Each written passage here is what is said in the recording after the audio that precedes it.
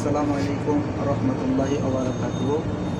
MSD channel থেকে স্বাগতম জানাচ্ছি। আমি শাহিদুল ইসলাম লিপু।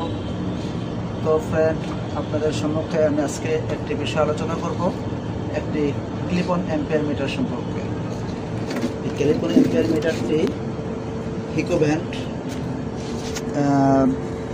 3280-10F। তো এটাতে কী কাজ করা সম্ভব?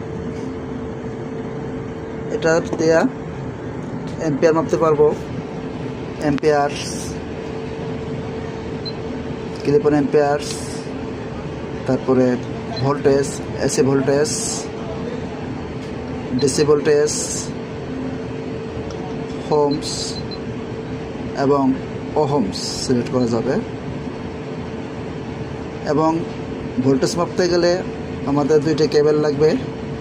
এই যে দুইটি কেবল আমি আগের থেকে লাগানো ছিল, তো আমি দেখাচ্ছি আবার। এই যে খুলে নিলাম শুধু অ্যাম্পিয়ারের জন্য। যখন আমি ভোল্টেজ মাপতে যাব তখন আমাকে এই কেবলটাকে লাগাইয়া তারপরে আমি ভোল্টেজ মাপবো।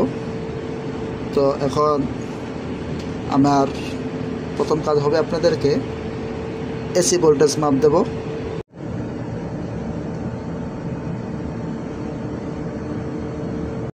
এভাবে আমরা ডিসি ভোল্টেজও মাপতে পারবো। যখন ডিসি ভোল্টেজ মাপতে যাব তখন ডিসিতে দেব, যখন হোমস মাপতে যাব হোমসে দেব, যখন হোমস অর্থাৎ মিটারের সাউন্ড প্রয়োজন তখন সিলেক্ট করব।